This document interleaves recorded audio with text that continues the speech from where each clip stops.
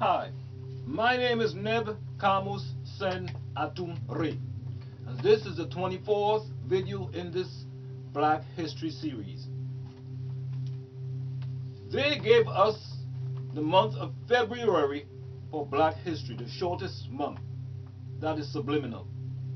Black history cannot be corralled into 1 month. Black history is forever. Today's video is entitled The Ancient Egyptians of Today are the American and Caribbean Blacks. When Mizraim came into the land of what is called Egypt today, people called Ptahites were already there and are called Pre-Dynastic, meaning before the 46 dynasties. These Ptahites show the deity Menes on a stela of tablet with a crown. Mizraim, meaning double straits in Hebrew, was Misr in Arabic and Menes in Greek, as recorded in ancient Egypt, who was the first ruler of the 46th dynasty period, who was also known as Baal to the Canaanites. So when Mizraim came into Egypt, as you know, the Egyptians already had the Enneads and the Ogdoads. The Ogdoads took their history from the sea and are represented by the figure of half frog and lizard creatures. They give birth to the Ennead. If you look at the figures of Osiris and Isis and you look closely at their characteristics, they are not all human. They look more like extraterrestrials. In fact, they were sea creatures because, as stated, the Ogdoads were from the sea, and Atum rose from the sea and formed his descendants, the Enneads, such as Isis, Horus, and Osiris. The world has been exposed to the 46 dynasties as Tamarae, when in actuality, the Tamarae, or Egyptian culture, the Pthahites, who were called Ptah, were on earth first. They were commonly known as the Bush people, who are the Neolithic Negroids. They predate the Sumerian culture and are the source of all knowledge and the culture we know today. The original Egyptians, as the Bible has declared them, and the writings on the walls have proven, were Negroids, dark-skinned, woolly-haired, thick lips, who have their root of origin in Uganda, Central Africa, and from there they spread all over the world as Olmecs or Moors. Today, to find the original Egyptians, you would have to search the Western world, America and the Caribbeans, where they now live in ignorance under names such as Negroes, African Americans, Coloreds, Black Muslims, Moorish Americans, 5%ers, Hebrew Israelites, and Christians, just to name a few. They are totally unconscious of how great they are. For those who promote the lie that Caucasoid type people were the original Egyptians, just think. Now, they cannot survive under the sun in countries such as America and Europe, where the temperature is basically moderate. Too much exposure to the sun gives them skin cancer. There is no way they could have survived in ancient Tamarae under the extreme heat of 114 degrees. The sun would literally burn them up because of lack of melanin. That is why the land was called Egypt, Aegyptus, by the Greek, because it was the land of burnt faces. The sun would burn their faces red. Even in their drawings, they draw Egyptians a little tannish, kind of brownish, semi-quasi shaded. By them doing this, they are admitting that they know the truth, yet they can never bring themselves to telling the truth that the ancient Egyptians are dark-skinned people with broad features, and you are their descendants. When you get past the Mizraimite family, you get down to the dynastic periods, and in history, many bypass the Enneads as if Isis, Osiris, and the Ogdoads didn't even exist before them. This is another trick that the Euro-American historians like to play. Archaeologists say that they base their assumption that Menes was the first pharaoh on the writings of an Egyptian historian named Manito. However, they chose to ignore the pre-dynastic times and the names of deities that Manito recorded. Manito was a devout high priest of On, Heliopolis, born in Sebennytos, or ancient Tejebnetir, now called Samanud, in the Delta. Manito served under Ptolemy II, or Philadelphus, from 285 to 246 BC. And for that reason you will find the king list was recorded in a Greek writing called Egyptian history. No complete copies of Manito's work have ever been found, and you will also find that many historians, such as Josephus Flavius, the next video is going to be on him, Eusebius Pamphili, Sextus Julius Africanus, and George Cincillus have distorted Manito's list. According to Manito, in the beginning, 7 deities ruled Egypt for 12,300 years. The great deity Ptah ruled for 9,000 years and was not only known as the grand architect of the universe, but was also called the great chief of the hammer. He was the local deity of Tatu, or Memphis. Ptah's wife was Sekhmet, and son was Nefertim. They made up the triad of Het-Ka-Ptah. He was the deity of blacksmiths and invented the methods and techniques of craftsmen. He was an earth netir and had links too with the underworld, Shambhala and Agartha. Ptah held the was symbol or scepter, symbolizing domination, the Jed, symbolizing stability, and the Ankh, symbolizing eternal life. And he resembles images of Asaru or Osiris, with whom he shared many attributes. Ptah was recognized as the original creator deity, pre-existing Nun or Nu, which is the chaos which existed before form. By meditation and love, Ptah brought Nun into existence together with Nunet. Nun and Nunet, in turn, gave birth to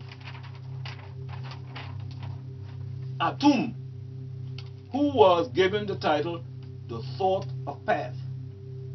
In ancient Tamare, Atum represented the heart of Ptah, and the heart being the seat of the mind. Then Djibouti or Tihuti came into existence and was Ptah's tongue, for it was through Djibouti that all things received their names. He created by means of his heart and tongue, thus fashioning the world by the power of his word. Ptah was known more as the sculptor of the earth. In Egypt, Hu-He or Hu or Hua was considered the personification of utterance or tone with which the creator Ptah, who is regarded as the creator of the physical world and nadir of technology, does his work. He was the utterance or tone, the vibration and pulsation of existence, and that which comes into existence within the sacred breath. Those things made that manifests within creation through growth. Who is that tone from which the Creator calls things into being with Hika and Sia? Hu-He is one of the creative forces of will that constantly accompanies Re, the sun Netir, the source of life, the provider of sustenance in this world, the eternal. Ptah is generally represented in ancient hieroglyphic writing as a standing, mummiform figure with hands protruding from the tight shroud to hold a scepter which combines the was and the jed pillar. He also wears a tight-fitting cap which has a minnet hanging down behind his neck. This tight-fitting cap was borrowed by the Hebrews and became the yarmulke, and given to the Catholic, and the Pope wears it as a skull cap, and given to the Muslims, and it is called a taqiyya. All these religions borrowed from this deity Ptah, which means the opener, or the one who opens the way. Next in the list of deities to rule Egypt was Re, whom the Greeks called Ra. He ruled for 1,000 years, followed by Shu, who ruled for 700 years, then Geb for 500 years, then Asaru or Osiris for 450 years, then Set, Sotuch or Set, who ruled for 350 years, then Horus or Haru, who ruled for 300 years. The second dynasty of deities included Thoth or Djihuti or Tihuti and Ma'at and 10 others who ruled for 1,570 years. The third dynasty of deities consisted of 30 demi-deities who reigned for 3,650 years. The fourth dynasty of deities, lasting 350 years, was a period of chaos when Egypt was disunited and had no ruler. It ended with a reunification under Menes Or Narmer. You were never taught this. This is the kind of information that is kept from the public. In and around the 23rd dynasty of pharaohs, not the deities, of pharaohs within the 46 dynasties, Esarhaddon, a mixed Assyrian, came down on Taharqa and his army at Memphis. Taharqa was the son of Pianchi, the former pharaoh of Kush or Meru or Aksum. The kingdom of Kush emerged out of Sudan near Jibal Barkal, the blessed mountain, between the 3rd and 4th Nile cataracts. Esarhaddon took Taharqa and his brother as captives. From then on, Egypt has never been the same. Hordes of conquerors followed. Occasionally some native rulers would rule. Either they were puppets for the conqueror or quickly disposed off of the throne. For example, the Persians came under Cambyses, Darius I, and Xerxes I, then followed by the Greeks. Alexander the Great, who did not really conquer Egypt. He was actually a part of the secret order of Amun, whom he called Zeus. Thus he was welcomed without confrontation into Egypt. Then Ptolemy, then Euergetes. This was followed by the Roman conquerors, Caracalla, Domitian, and Aemilianus. Then followed by the Byzantines, Arcadius, Cyril, and Dioscorus. Then finally the Arabs, Amr ibn al-As, Barakuk, and Muhammad Ali. At first the pale red people came as friends, seeking knowledge, and our ancestors went about giving them access to it out of kindness, which the Tamahu or the Caucasian or the Hyksos or the Canaanite lepers see as weakness. Greeks like Herodotus was amongst the first of the Greeks who eagerly gathered information on a variety of subjects. After Herodotus came Aristides, Hippocrates, Pythagoras, Socrates, and Thales, and Alexander the Great. This made it possible for the Greeks and others to be able to give themselves such titles as philosophers, historians, scientists, mathematicians, astronomers, and healers. Once they got the knowledge, they acted as if it was theirs from the beginning, such thieves. Once they thought they got all they wanted, then they tried to take over, as they eventually did.